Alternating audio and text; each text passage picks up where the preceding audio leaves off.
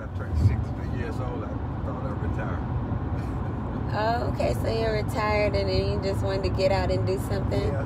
You know what? Honestly, I love how technology has made a way for people to just do what they want, get it how quickly they want to or how slowly.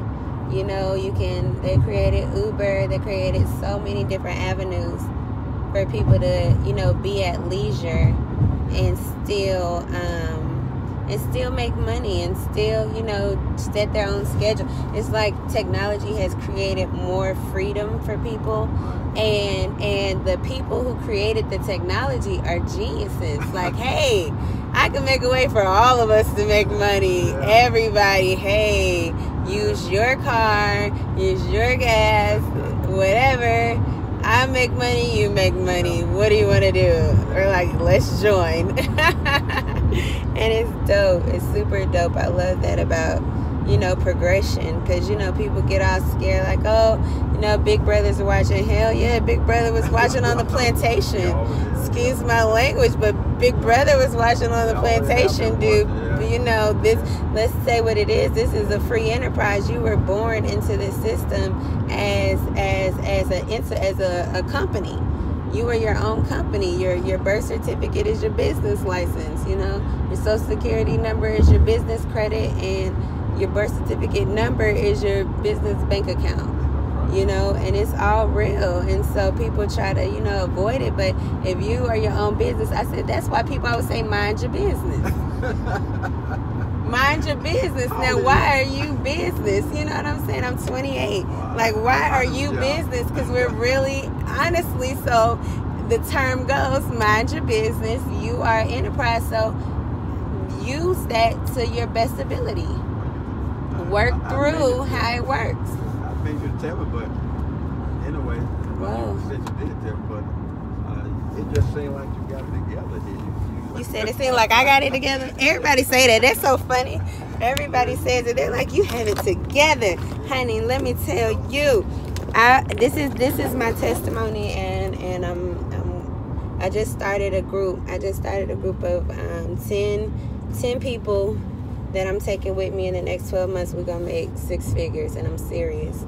And my testimony is that I've made so many bad decisions that I had to humble myself and say, I do not know what good decision making looks like. I never had that example in my life. I need help. I have partnered with everybody I know who is successful. I hold them by the hip, and I'm going up, because when you want to go to level 10, you cannot hang around people on level 2. You have to keep going, and that's what I'm doing. I'm keeping going. Taking it to the next level, and that's what I'm doing. That's what I got going on. And no, I don't have it all together, but what I do know is that I'm real enough with myself to say, I know, let's figure out how to get it together. Let's be honest and say, nope, I don't have it together, but let's figure out how to get it together. And people, they look at me, and I asked somebody this morning, I do a lot of coaching and, speaking to people and getting them on my team and helping them through training.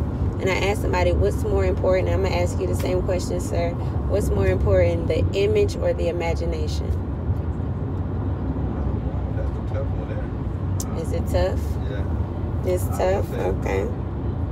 Well, both of them kind of like equal, but, your image can carry you a long way. And your imagination is always out there. If you don't imagine it, you never can achieve it. Right. So your imagination can go further than your image, right? Yeah. Okay. We believe in God, can't see him. That's our further than our image. We believe in higher things. Everybody don't believe in God. That's cool. But you go, that's bigger. You know what I'm saying? You believe in air. You cannot see it. That is your imagination. That's your imagination. You can feel it. And there are a lot of things that we can feel and can't see. That's imagination. Feeling is imagination. And you know how real that is. And sometimes you might feel things that don't look like the image. And what I had to learn was, okay, let me change. If I don't know how to make good decisions, let me change how I think first, and then let me change how I see. Because I might see that my car not working right now and I'm in an Uber with you, but guess what? This conversation was destined. You know what I'm saying? Yeah. And you never know. You never know. You never know why you meet people. You never know why things happen. I've been stuck in the house for 4 days and I have cabin fever. I'm like, I just been in the house working. But at the same time, every day is destined. You know? The togetherness part is that you are aware of how the system works and what it takes. Oh yeah, you have to educate yourself, man. My friend, man, I've got to call her after I get off this call. She had asked me. I graduated from Spelman, and she asked me. She said, "Well, what do you think about that school?" And I didn't get enough chance to really answer the question. It's funny because we're about to pass Spelman now. Well, in a few, 3 exits. I love that school, man, because guess what they did? They took everything we learned in high school, elementary school, every bit of brainwash, altered information concerning who we are as a people, and I mean a people of color. They took all that and stripped you. At day one, hey, they lied. This is the truth. You know what I'm saying? And everybody has their truth. And it's funny how a lot of things, people say, okay, the Bible's not real, the Bible's not real. Well, damn, who can write that many coincidences? You know what I'm saying? Who can predict? So this is one hell of a psychic that wrote it, right? You know what I'm saying? And I'm not knocking it, but anything that's real, there's always another form of imitation.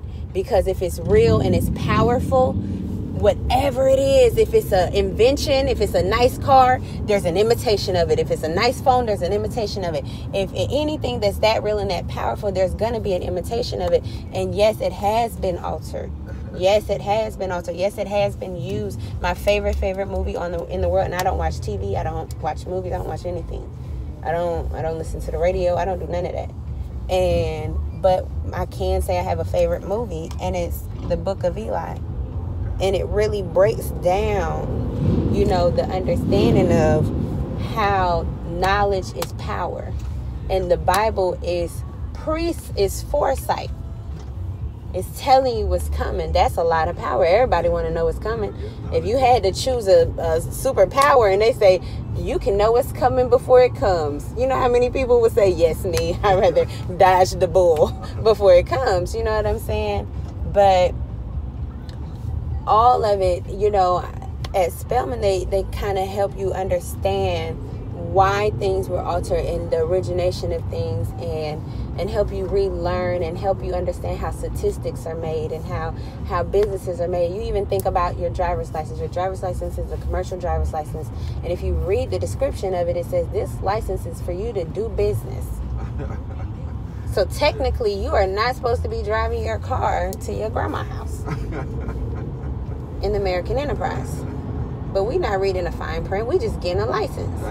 You have to register your car because you have to pay them to drive your car that you paid for, because they're going to make money off of every move you make because you are their business. Businesses make moves in the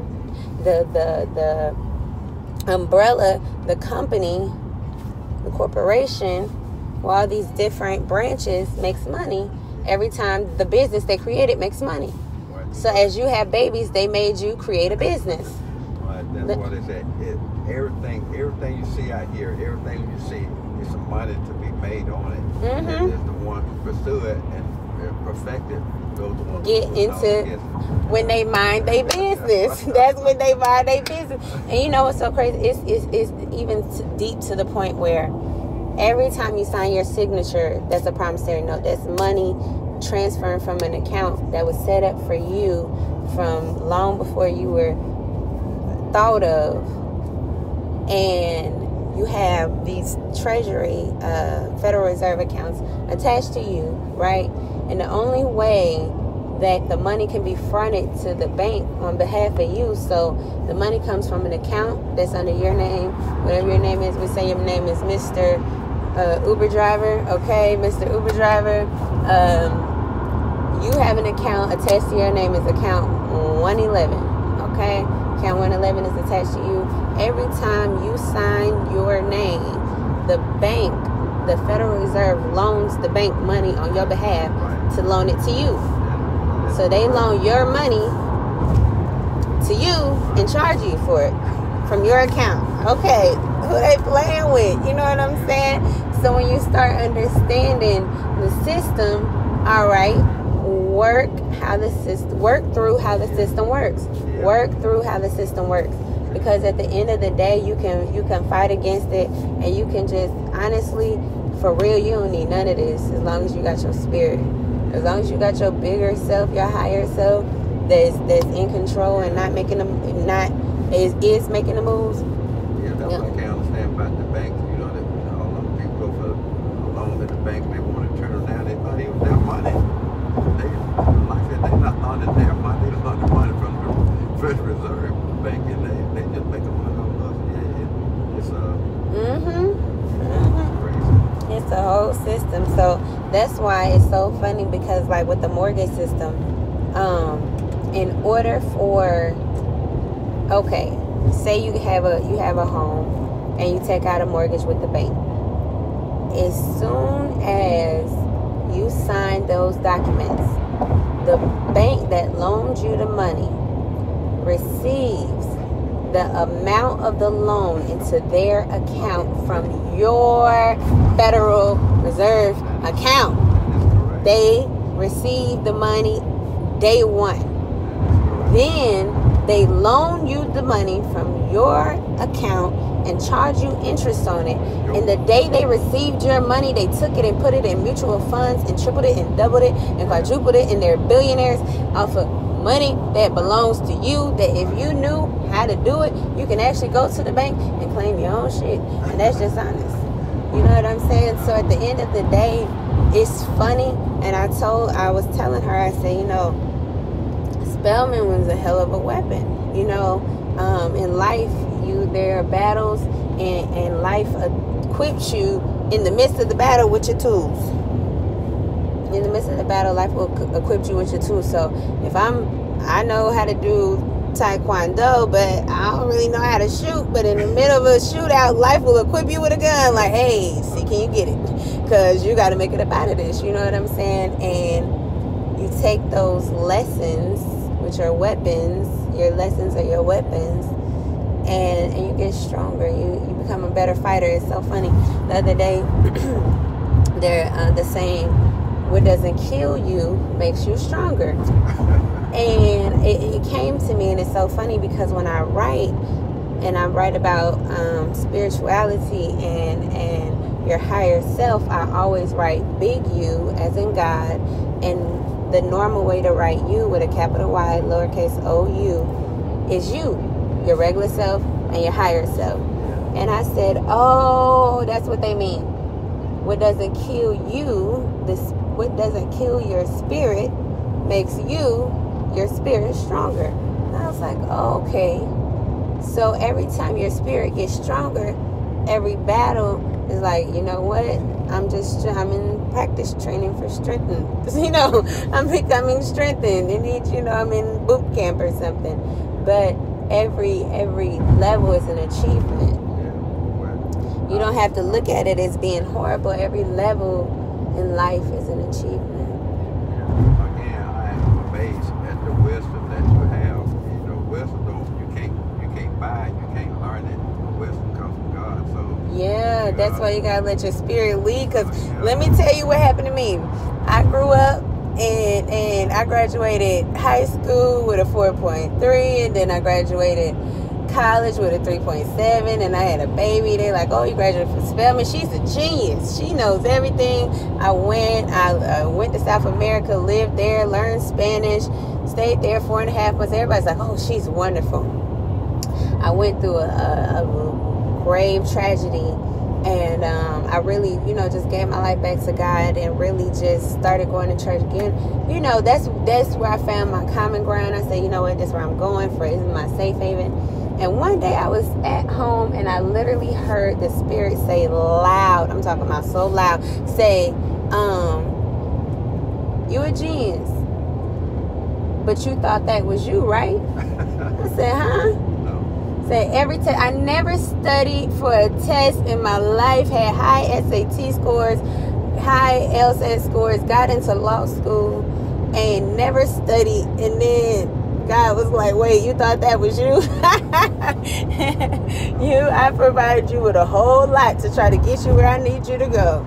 And every time you get there, I provide you with the tools to get there, then you want to go left. And I'm like, dude, I'm getting you there. You know what I'm saying? So you just gotta, I've been humbled so much to where, see, humbling quiets your ego and your personal thoughts, and humbling will give you that wisdom, because I've been humbled, sir, you would not believe. I'm 28. I'll give you 3 quick things.